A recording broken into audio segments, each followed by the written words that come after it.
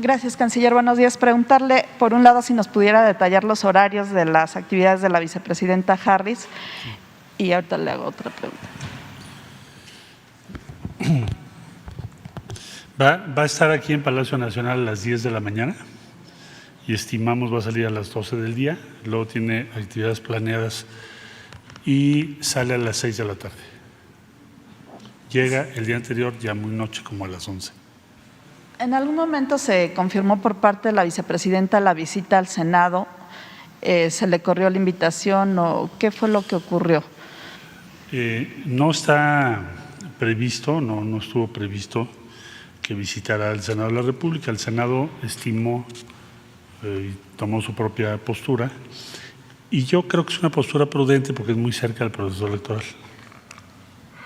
Pero no en que yo sepa, no estuvo incluido en su agenda o previsto o solicitado el visitar al Senado de la República, pero siempre se considera una visita de este tamaño, de esta jerarquía. O sea, solo fue como una posibilidad que contemplaron quizá en el Senado, pero no, Sí. no se retiró la invitación formalmente. Todavía no estaba confirmado, más bien el Senado consideró que quizá no sería el mejor momento y nosotros coincidimos en que era lo más prudente, por la cercanía al proceso electoral. Con respecto a lo de las vacunas, decía que México va a buscar completar con vacunas, ¿sería con la misma vacuna de Johnson & Johnson? Ya estamos en comunicación con Johnson & Johnson, como dije, ya está autorizado en México. Es una vacuna que desde luego nos interesa porque es unidosis, tiene una serie de virtudes, tiene una buena eficiencia, un buen resultado, y si es posible y podemos traerla, pues vamos a complementar los 3 millones, alrededor de 3 millones o casi 3 millones que se necesitan. Tendríamos poco más de 1 millón que viene de los Estados Unidos de este ofrecimiento y el resto lo vamos a conseguir. Si no se pudiese por alguna razón, lo complementamos con otra vacuna que por fortuna México tiene hoy un abastecimiento garantizado ya muy importante. ¿Se espera alguna otra transferencia de vacunas por parte de Estados Unidos? ¿Existe todavía esa posibilidad? Podría haberla, pero no lo avisoro en el corto plazo. Ahí estaremos atentos más bien a que llegue el momento que Estados Unidos ya autorice a sus propias empresas a que vacunas producidas en Estados Unidos puedan ser libremente adquiridas por varios o por otras naciones y ahí estaríamos participando nosotros. Nada más en lo de Kamala Harris, perdón, sí se contempla que se reúna con algunas organizaciones de protección a migrantes, se había solicitado, si ustedes tienen conocimiento de este posible encuentro. Bueno, no tenemos todavía confirmado, pero lo sabremos de las actividades o de las reuniones que vaya a tener, pero esas ya están más en la esfera de su equipo y de sus asesores aquí en la Embajada de los Estados Unidos, pero siempre nos corren la cortesía de compartirnos y cuando sea así yo se los hago saber con mucho gusto. Voy acá. ¿Sí? Muchas gracias, canciller. Nancy Rodríguez, de Oro Sólido y de Empuje Migrante en redes sociales. Gracias. Mire, precisamente su secretaría, canciller, lanzó un aviso importante, dice, realizaremos acciones para evitar la gestoría, el coyotaje, en el trámite de citas de pasaporte.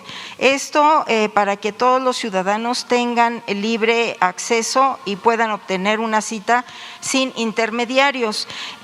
Ustedes mismos en Secretaría de Relaciones Exteriores dieron a conocer que en Nuevo León hay aproximadamente 100 cuentas de correos, obviamente hackeadas, y un total de 361 citas agendadas con irregularidades para sacar pasaporte nada más en Nuevo León.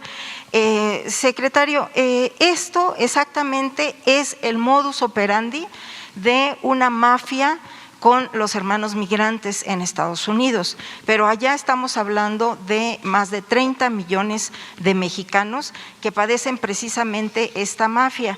En esta mafia de hackeo cobran entre 100 y $200 la cita. Entonces, esto viene de administraciones anteriores, obviamente. Usted tuvo a bien ahora en febrero cambiar la empresa que estaba operando Mexitel.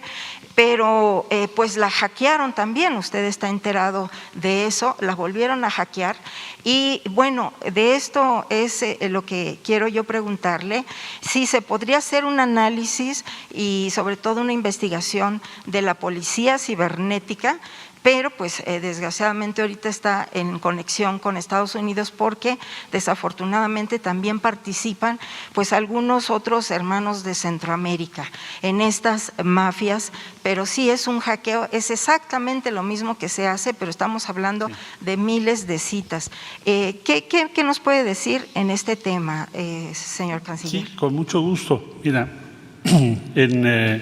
lo que estamos haciendo son varias cosas. Primero, sí, ya solicitamos el apoyo del equipo especializado que se denomina Policía Cibernética para ese y otros delitos que tienen que ver con la seguridad de la información y que tienen que ver con lo que tú estás refiriendo ahorita, que son citas.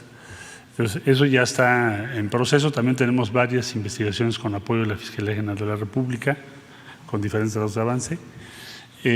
Luego, la otra cuestión que estamos haciendo es aumentar la disponibilidad y el acceso a las citas, porque eso es lo que hace que tengamos problemas.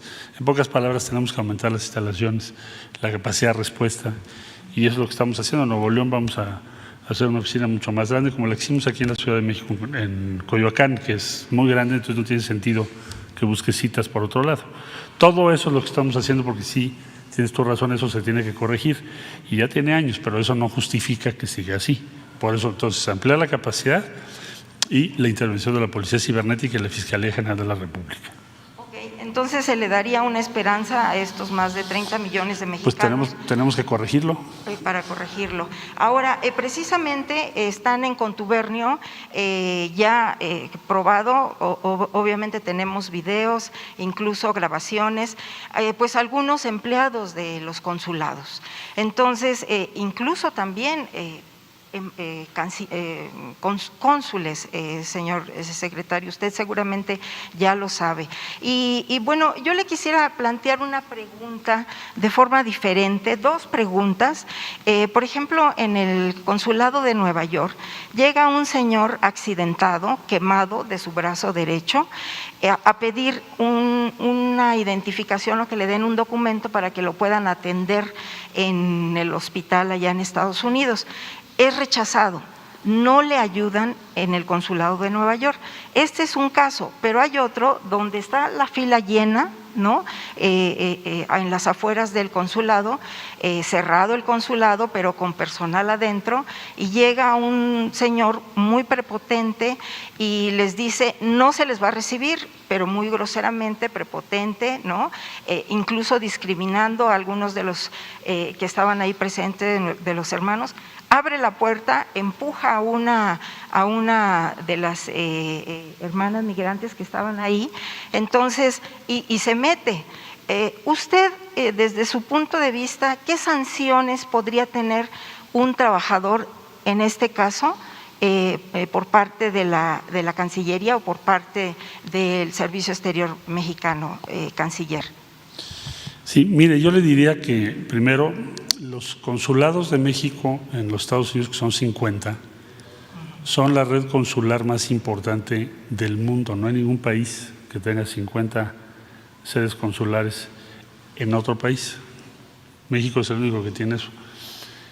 Y debo decir que ahora que ha sido la pandemia, la actuación de las y los cónsules y de su equipo, pues ha sido impresionante en cuanto a compromiso, en cuanto a entrega, en cuanto a lo que han conseguido, transporte, asistencia, atención médica, ahora dosis de vacunas, etcétera.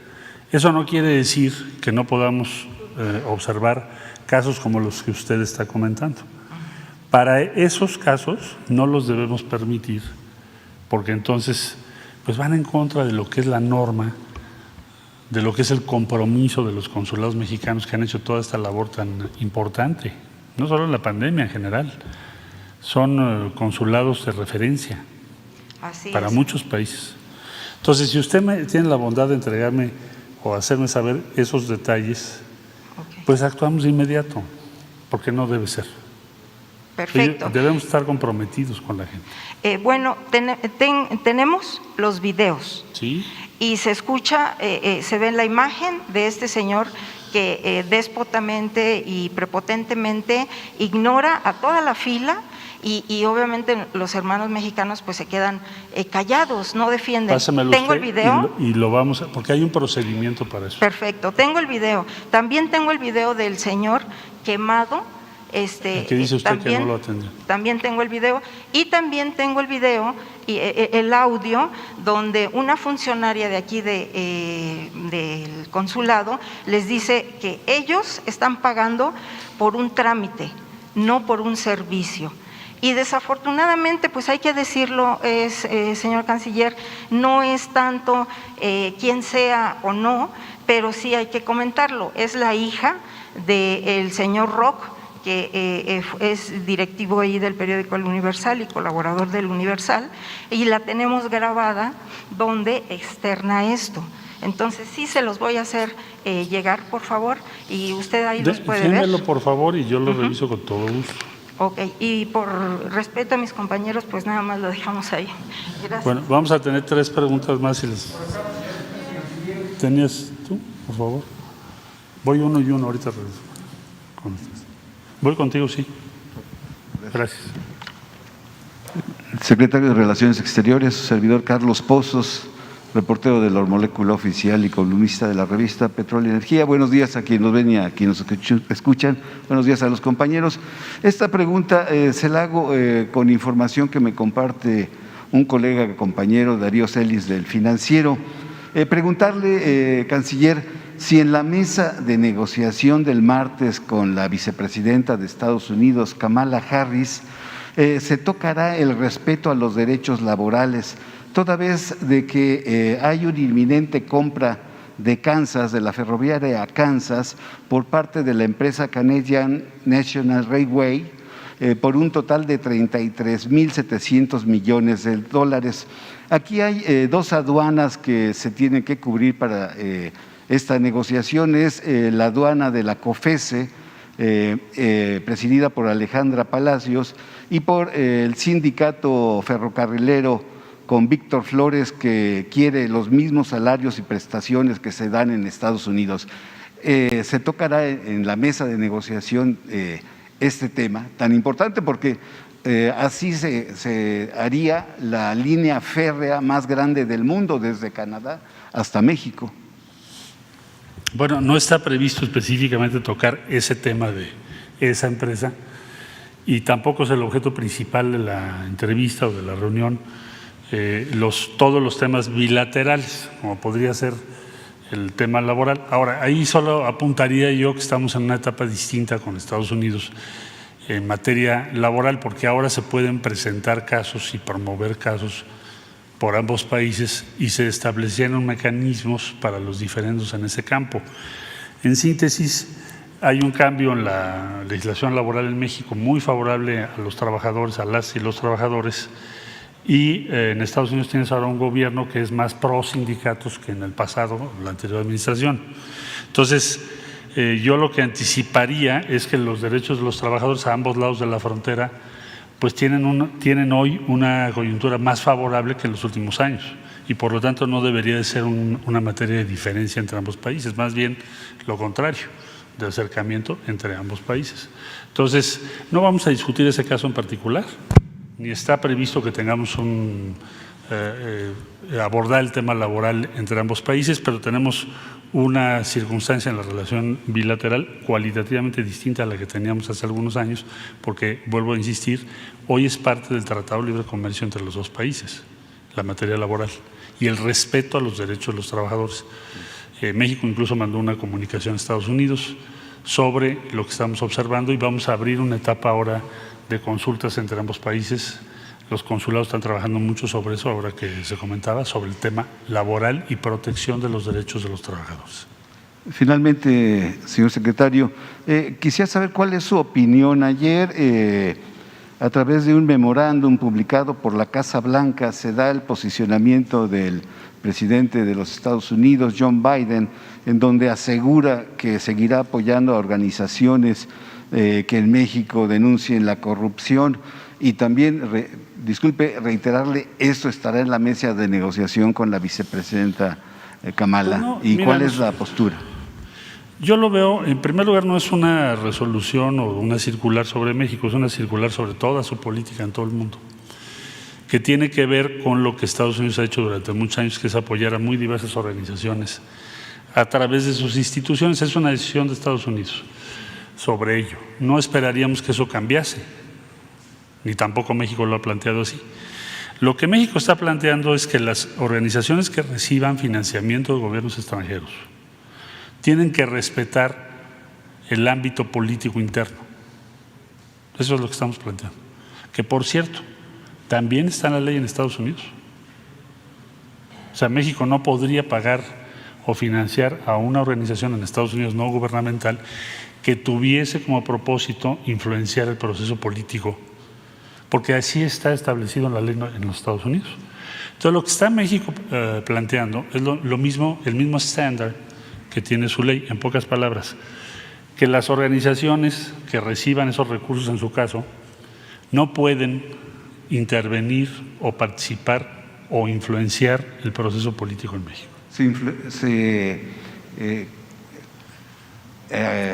La pregunta es, ¿se influenció el proceso político en México de estas elecciones intermedias? No, yo lo que estoy diciendo es que el caso que hemos presentado de una organización que se denomina Mexicanos contra la Corrupción, en donde hay elementos que acreditan sus propósitos de actividad política o de influenciar la opinión pública en México, y por eso México presentó una nota diplomática. Pero eso es un tema, y lo que ayer vimos en la circular es otro. Son dos cosas diferentes. Bien, gracias. A usted. Voy acá, allá atrás. ¿Sí? Hans Salazar, de Noticiero en Redes, canciller. Buenos días. Preguntarle sobre la misión de la OEA en nuestro país. Bueno, fue invitación, entendemos, del INE. Sin embargo, yo quisiera preguntarle qué tipo de situación tiene en puente con la Secretaría de Relaciones Exteriores. ¿Es común esta misión? Y lo digo porque después de lo que ha sucedido en Sudamérica, que ha quedado bastante mal parada esta Organización de Estados Americanos, ¿qué papel concretamente está jugando en México? Y si para usted se tiene que tener mucho cuidado con lo que venga y esté haciendo este organismo internacional. La OEA ha participado o ha estado en México en diversos procesos electorales, solicitó estar en este proceso electoral. México tiene una política en la que no prohibimos a ninguna organización internacional, y menos de las que formamos parte, que puedan enviar a sus observadores siempre y cuando cumplan con la legislación mexicana, es lo que se les advirtió. Ahora, por supuesto que la actuación del actual secretario general de la OEA, el señor Almagro, ha sido una de las peores en la historia, y se lo hemos dicho en las sesiones, y voy a decir por qué, para quienes me están escuchando. En primer lugar, ha actuado de manera reiterada sin consultar a los Estados miembros. O sea, actúa como si fuese autónomo, independiente, o que él asume que no necesita consultar a los Estados miembros. Entonces, eso ha sido un problema recurrente durante su gestión. Y segundo, muy dudosas y cuestionables actuaciones para intervenir en procesos internos, como fue el caso de Bolivia, que fue oprobioso, porque facilitaron prácticamente un golpe en un país con una vida democrática ininterrumpida en los últimos años. Entonces, nuestra opinión sobre su actuación es que es la peor o de las peores que ha habido en la historia de esa organización. Sin embargo, México no va a prohibir que vengan los observadores de la OEA, o incluso hay de otros organismos hoy en nuestro país. La única obligación que tienen ellos es respetar la legislación mexicana, y así estaremos vigilando que sea. ¿No ha tenido ningún diálogo con Almagro a partir de esta petición de estar aquí? No hemos tenido ningún… Les recuerdo que México es miembro de la OEA, y hay una regulación de ese tipo de misiones. Claro que la vemos, pues como le estoy diciendo, proveniente de un organismo cuyo secretario general ha actuado de esa forma en estos años. y ha sido una de las peores gestiones que hemos visto en la OEA, yo diría, en toda su historia. Segundo punto, canciller, preguntarle sobre el tema de las vacunas. Ya usted aquí ha ampliado sobre la adquisición, sobre todo esto que se ha logrado a nivel internacional. Sin embargo, como también ha informado usted aquí mismo en estas conferencias matutinas, la injusticia y la limitación hacia países, y me voy a referir concretamente hacia Latinoamérica, hacia países donde el problema de la adquisición de las vacunas, Centroamérica, por ejemplo, por un caso regional, ya hay algún tipo de puente de diálogo que hayan solicitado gobiernos donde esté muy restringido, muy limitado el acceso a las vacunas, para que México, por lo menos en el tema de la vacuna patria, que también ya se ha presentado aquí los avances, se les pudiera proveer. Ya se han estado viendo explorado algún tipo de convenio, ¿con qué países, si es que es el caso, canciller? Sí, con mucho gusto. En lo que hace a la vacuna patria, que México está avanzando, está en ensayo clínico, se presentó a todos los países de América Latina y el Caribe en una sesión de la Comunidad de Estados Latinoamericanos y Caribeños. En esa sesión se invitó a los diferentes países para que presentaran las vacunas que están en ensayo clínico, porque la gran lección que tenemos de esta pandemia es que si nosotros no somos capaces de desarrollar las vacunas, producir las vacunas, pues nos va a seguir pasando lo que está ocurriendo, que hay una diferencia en el acceso a las vacunas. Pues hay países que en este momento en América Latina y el Caribe no tienen siquiera el 2% de su población vacunada. Y estamos a junio. Entonces, todos estos meses no han tenido acceso a las vacunas. A nosotros nos ha costado un trabajo enorme. Lo mismo puedo decir de Argentina, de Chile, en fin. Entonces, se hizo esa reunión para decir, tenemos que desarrollar en América Latina una vacuna que sea eficaz en contra de este virus y la capacidad para que en el futuro, porque va a haber más virus, no vuelva a suceder lo que nos ocurrió en esta ocasión. Es decir, la inequidad en el acceso a las vacunas. Bueno, se presentó Patria, se presentaron varias. En síntesis, para responder su pregunta, ya tenemos solicitudes de varios países, más de 7 en este momento, para participar en la fase 3.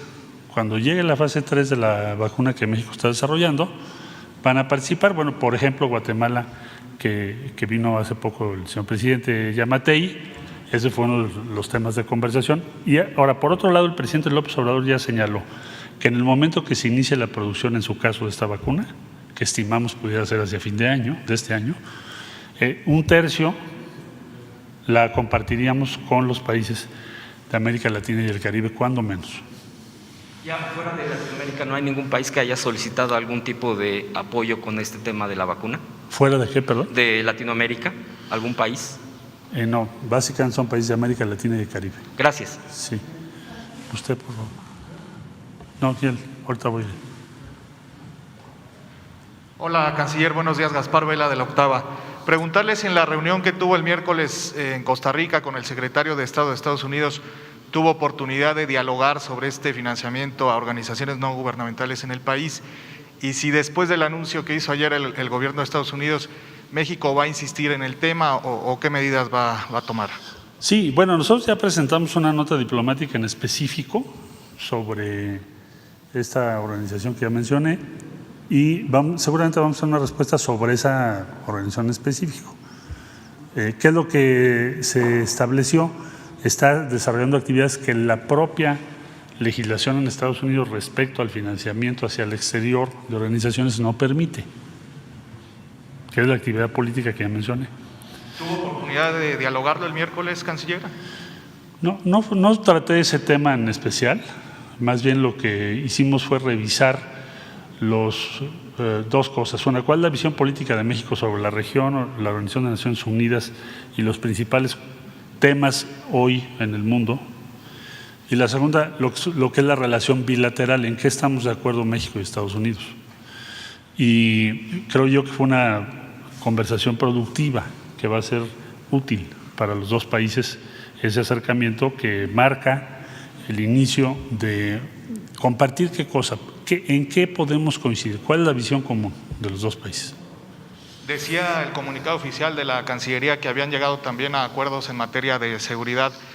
¿A qué acuerdos llegaron en Bueno, esa más que reunión, acuerdos, tocamos el tema de seguridad, de decir, bueno, para México la prioridad en materia de seguridad es reducir la violencia.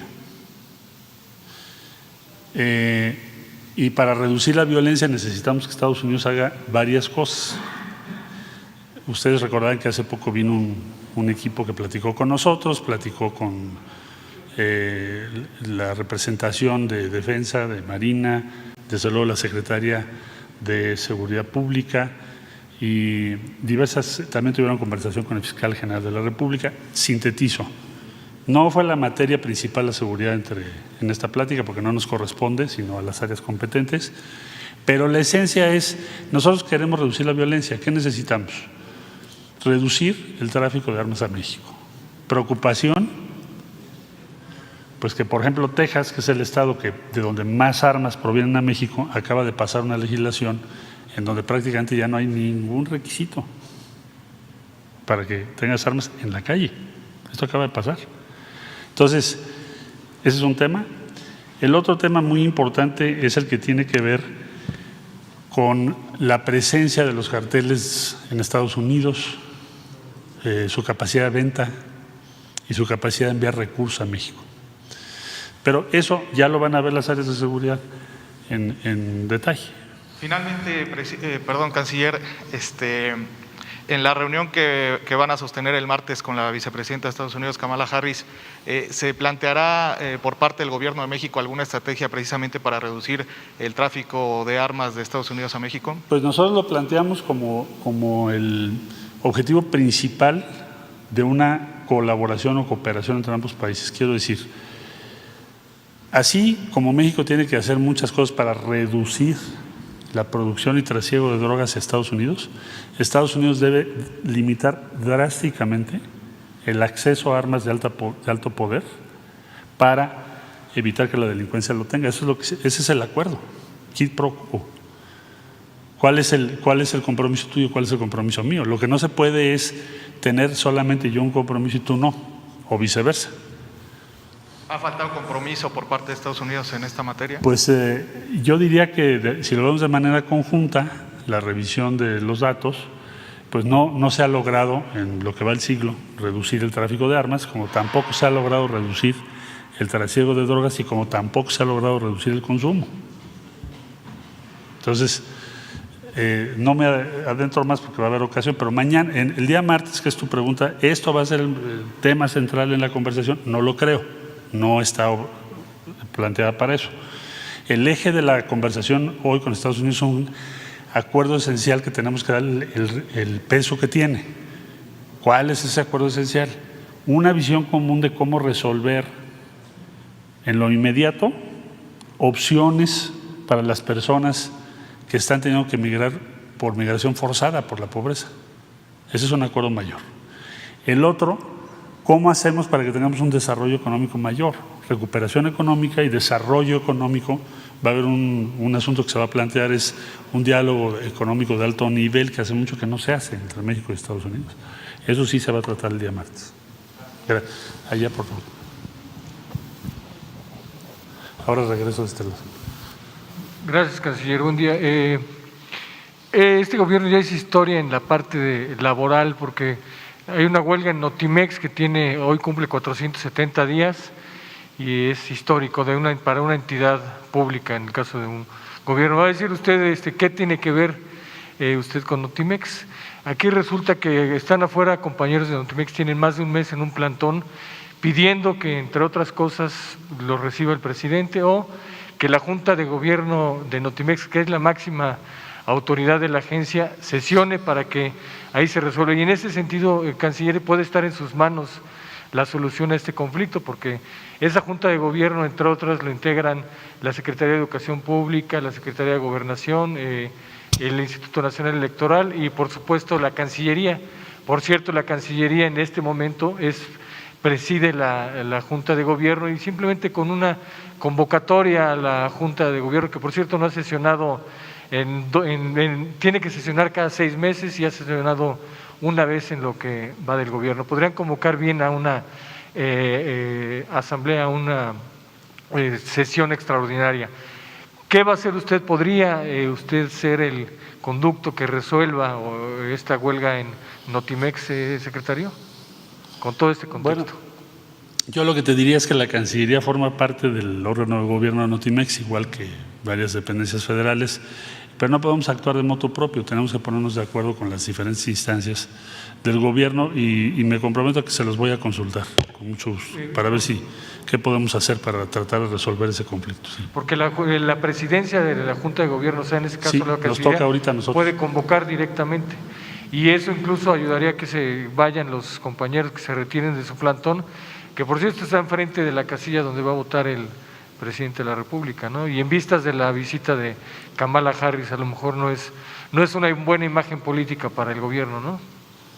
Voy a preguntar con mucho gusto. Gracias. A ver qué podemos muy hacer. rápido, canciller, el tema de la gobernabilidad democrática se va a tocar con la vicepresidencia Kamala Harris, y me refiero porque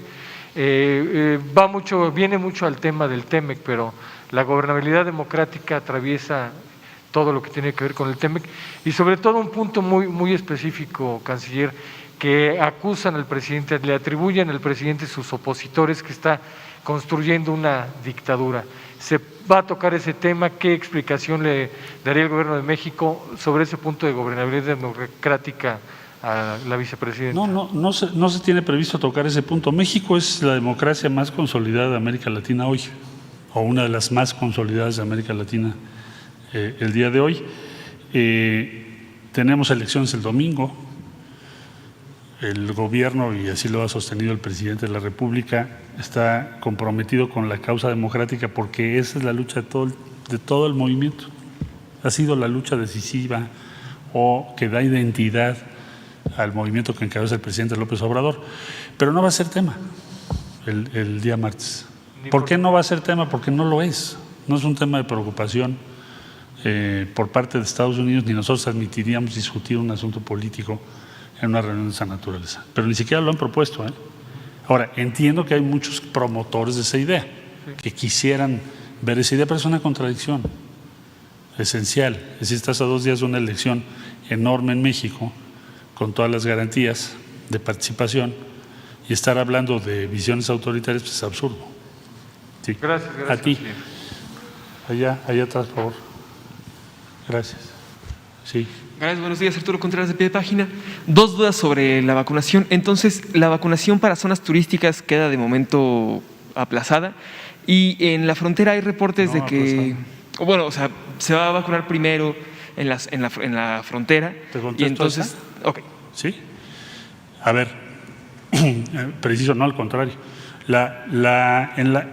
Este 1 millón de dosis que nos van a mandar nos va a servir para que aceleremos la vacunación en los municipios fronterizos. Tenemos que conseguir todavía al menos 2 millones adicionales para los 39 municipios. Pero el presidente ordenó que se hiciera un programa parecido, similar, para las zonas turísticas de México, principalmente Quintana Roo, Baja California Sur, y se va a incluir a Jalisco y la costa de Nayarit. Eso lo va a presentar la Secretaría de Salud, pero no tienen que ver con el 1 millón que mandó Estados Unidos. Ese programa lo vamos a hacer con vacunas que ya tenemos, pero no significa que se va a posponer las zonas turísticas, no, para nada, se va a hacer al mismo tiempo. Y una segunda duda igual sobre la vacunación. Hay lugares, hay maquiladoras, varias empresas en la frontera que ya han estado vacunando a sus trabajadores, ¿no? Los mandan a Estados Unidos y desde ese lado los vacunan y después los regresan. Entonces, saber si esto se está contemplando para el plan que se tiene, ¿no? Y saber si esto ha afectado de alguna manera. Y me quedaría una segunda pregunta.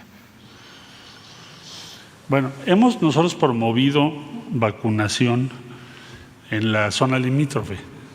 Eso ha ocurrido en Tijuana y en otros puntos. Pero no creemos, yo creo que la decisión que se toma de 18 a 39 años va a cubrir más o menos pues ese universo, casi 3 millones. Y lo vamos a terminar hacia fines de este mes. Se tiene que hacer un esfuerzo muy grande para cubrir. Y entonces tus promedios de vacunación entre México y Estados Unidos serían similares. Y en ese momento la pregunta sería, bueno, ¿y por qué están restringidas las actividades que tienen un alto costo económico y social si ya tienes niveles de vacunación similares? Entonces pensamos que con ese esfuerzo va a ser más sencillo reabrir las actividades pues normales, económicas, comerciales y de todo tipo, turísticas, en toda la franja norte. Ese es el objetivo del programa. ¿Sí? Gracias. Y ahora, referente a lo que comentaba hace un momento, ¿no? De que México no promueve que organizaciones internacionales financien actividades, perdón, que México no promueve que organizaciones no gubernamentales sean financiadas con dinero del extranjero para incidir en la política mexicana. Muchas de estas organizaciones que reciben dinero influyen en la política porque tratan temas políticos para todas las personas, desde feminismos hasta medio ambiente, a libertad de prensa, ¿no? Entonces, ¿cómo hacer para que esta regulación, ¿no? O esta intención de que no haya una incidencia directa en la política no coarte este otro tipo de iniciativas que de alguna manera pues benefician al pueblo de México? Bueno, yo te diría que la línea fronteriza es muy clara. Vas a tener influencia en la opinión pública, casi cualquier actividad que hagas. Hay organizaciones que representan diversas causas, pero si México financiara en Estados Unidos una organización no gubernamental cuyo propósito fuese derrotar al gobierno del presidente Biden, influir con los diputados para que estén en contra del presidente Biden, bueno, pues ¿qué crees tú que nos diría el gobierno de Estados Unidos? Nos aplicaría un acta que está diseñada y fue aprobada en su tiempo, en su momento, para regular el foreign, vamos a decir, la influencia de gobiernos extranjeros en la política interior. Entonces, eso pues es un punto de común acuerdo en todo el mundo, es muy obvio. Lo que México está planteando y defendiendo es lo mismo que dice la ley en Estados Unidos. No estamos en otra posición.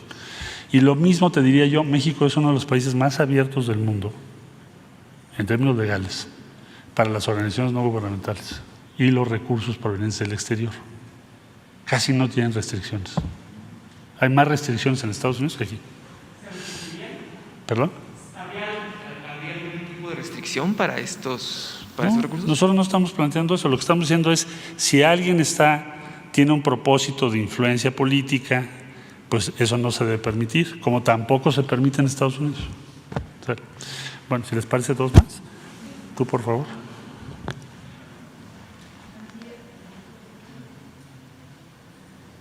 Buenos días, Fabiola Martínez de La Jornada.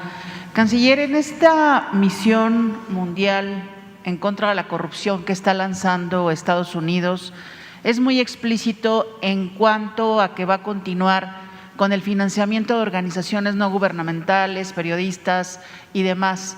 Con esto, ¿ustedes darían o tendrían sospechas de que en esta respuesta que esperan de la nota diplomática se les confirme que continuará este financiamiento, por ejemplo, a mexicanos contra la corrupción y la impunidad y otras de este mismo colectivo que ustedes mismos han señalado? El presidente ha dicho que son asociaciones políticas disfrazadas de asociaciones civiles. ¿Darían con este discurso que vimos ayer del gobierno estadounidense pues como una respuesta negativa a su planteamiento de la nota diplomática? No, a ver, lo que veríamos es en el tema de luchar contra la corrupción, pues hemos dicho, lo acabo de decir yo en Costa Rica, ahora que estuve con el secretario de Estado en la reunión donde estaban todos los cancilleres. Le dije, si quisiéramos sintetizar en palabras del presidente López Obrador cuál es su causa principal, él lo ha dicho, es acabar con la corrupción. O sea, un punto de acuerdo más obvio, evidente, amplio, no puede haber. Entonces, una vez que se tiene esa posición política y ahora que vemos que el gobierno de Estados Unidos toma sus decisiones de decir nosotros vamos a promover con las organizaciones esta causa, pues están en su derecho. Nosotros eso no lo vamos a cuestionar. No lo vemos como una respuesta a la nota diplomática, es una definición de política exterior de Estados Unidos, que no necesariamente es antagónica a lo que es la posición mexicana hoy en día en contra de la corrupción. Ahora, ¿qué límite hay en México a esas organizaciones? Bueno, pues hay muchas organizaciones que tienen actividades muy importantes. Aquí lo que está planteando la nota diplomática es, de acuerdo a tu propia legislación, esta organización que recibe dinero de ustedes está violando los límites que tu propia ley señala. Eso es lo que está planteado. Y es lo que vamos a seguir haciendo. O sea, si hay alguna organización que actúa de esa manera, pues lo haremos saber también. Pero la nota de ayer, lo que yo veo es que es una definición de política exterior de Estados Unidos, no es una respuesta a una nota diplomática que México presentó.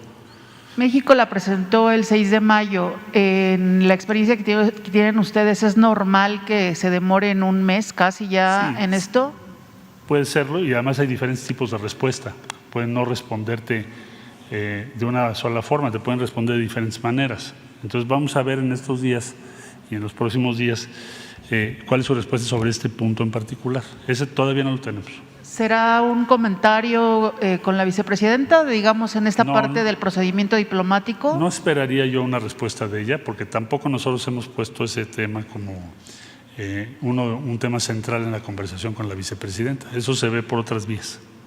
Bien, y segundo, nada más una precisión en cuanto a las vacunas. México tiene, según lo que usted ha trabajado de esa parte de traer las vacunas, México tiene garantizada el abasto aproximado de 3 millones de dosis para que continúe acelerado el proceso de este Plan Nacional de Vacunación, 3 millones semanales, por ejemplo. Nosotros tenemos los compromisos ya establecidos, los que reporto yo son los que ya tienen fecha, no lo que está establecido en los contratos, sino lo que ya, digamos, ya sabes cuándo va a llegar. Por ejemplo, Sputnik lo reporté porque el domingo va a llegar a las 2:30 de la mañana, ya tengo la confirmación del vuelo.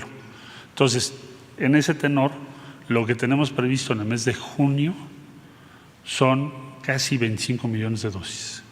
Entonces, para sintetizar, de diciembre a mayo recibimos 40 millones.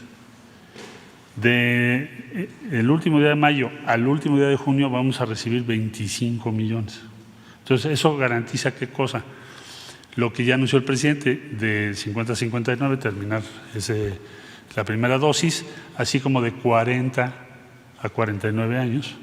Y ahora con esta que nos manda Estados Unidos, vamos a atender frontera norte, y ya se abrió como nos está llegando más de lo que habíamos previsto, tenemos más dosis, podemos también hacerlo del sector turismo que el presidente me pidió que anunciara el día de hoy. ¿Esta dinámica continuaría para julio? Sí. Porque se vienen pues el mayor rango de población urbana en las poblaciones jóvenes.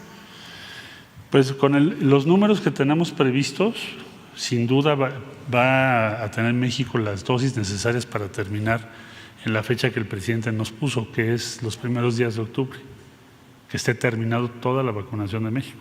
Entonces, teníamos 40 en 6 meses, en un mes 25, el mes siguiente seguramente van a ser más de 25 en un mes. ¿Sí? Bueno, teníamos 2 más, voy allá tú y acá tú, por favor. ¿Cuáles son los 7 países que ya hicieron la petición de estas vacunas que va a producir México? Sí, bueno, de las que yo tengo conocimiento son Guatemala, Paraguay, Bolivia, Argentina, Cuba, y me falta uno, ¿cuál es? Ecuador. Estas también entran en el acuerdo que se tiene con Argentina en el envasaje. También se dijo que iba a haber apoyos a países de América Latina. Bueno, o esa parte. El envasado en México ya se está haciendo, como informamos. Hay una serie de contratos que tienen diferentes países con AstraZeneca, señaladamente Argentina, pero hay otros, y pues ya están recibiendo o van a recibir ya sus vacunas, pero no tiene que ver con la fase 3 de la vacuna patria. La fase 3 de la vacuna patria es invitar a otros países de América Latina para que participemos juntos. Además de este acuerdo. De forma adicional. Ok, y sobre la vacuna patria, ¿qué nos puede compartir? Ahorita especificaba que en diciembre iniciará la fase 3 o para diciembre ya tendríamos… Bueno, según lo que explicó aquí la directora de CONACYT que lleva ese programa, ella estima que hacia fines del año habrá ya concluido la fase 3. Es decir, que ya se tendrían los resultados. Ahora estamos en fase 1. Gracias, canciller. A usted. ¿Y acá? Gracias, canciller. Buenos días. Dos temas muy concretos. El primero sería, de cara a la posible apertura de un proceso de negociación entre el gobierno de Nicolás Maduro y la oposición en ese país, ¿México podría ser sede de esas negociaciones? México, no te escuché, ¿podría ser? Podría ser sede de esas negociaciones. Mira, no te puedo confirmar ninguno de esos datos porque puedo poner en peligro procesos que son muy complejos, pero lo que sí te puedo decir es que la posición de México desde el encuentro aquel en Montevideo ya hace mucho tiempo, hablo del 2019, fue hay que hacer una negociación entre ambas partes y tratar de buscar acuerdos. Esa ha sido la postura de México todo el tiempo. Entonces, todo lo que nosotros podamos hacer para contribuir a que se dé un diálogo y se encuentren acuerdos entre los venezolanos, lo haremos.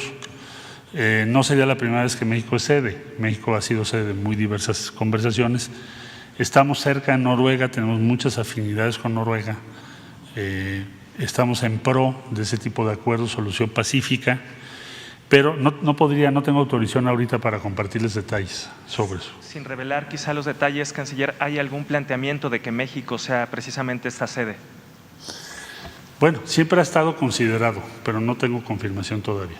¿Pero ven positivo este posible proceso? Sí, claro, nosotros vemos con muy buenos ojos que haya una negociación.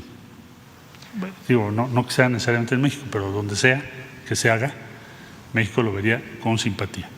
Gracias. Y segundo tema, canciller, después de varias críticas de medios internacionales, ¿qué opinión le merecen precisamente estos cuestionamientos? ¿No le preocupa al Gobierno de México la visión internacional que se tiene sobre el desempeño de la administración del presidente López Obrador?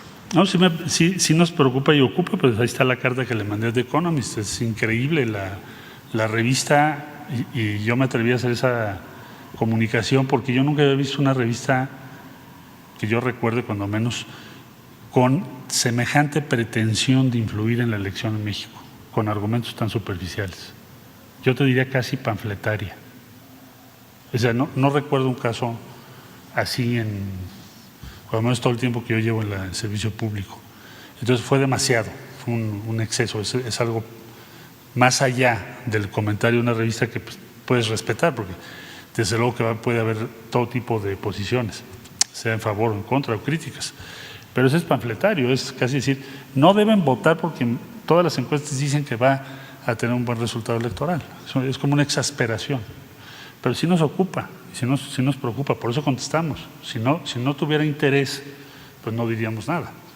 Entonces, claro que tenemos que defender nuestras posiciones y nuestro punto de vista. ¿Tiene previsto enviar otras misivas a los otros medios internacionales que han hecho críticas? Cuando amerite. Ahora, respecto a la opinión internacional en torno a México, yo te diría, si tú ves lo que ha sido la experiencia para obtener las vacunas, pues no tiene que ver con lo que señala The Economist. Lo que tienes como resultado de la presencia de México en el mundo es un acceso a un gran número de iniciativas con mucho respeto a nuestro país. Si nuestro país tuviera una mala imagen, no creo que tuviéramos los resultados que estamos teniendo.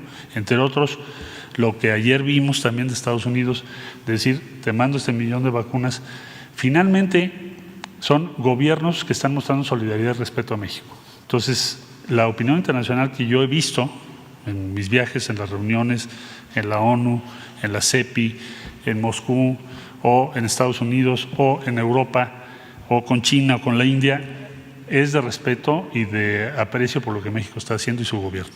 ¿Afirmaría que la opinión internacional sobre México es positiva? Sí, yo diría que sí, porque ahí está la evidencia. Si no fuese positiva, no creo que tuviéramos el número de vacunas que tenemos en México. Bueno, muchas gracias. Gracias a todas, a todos. Muy buen día.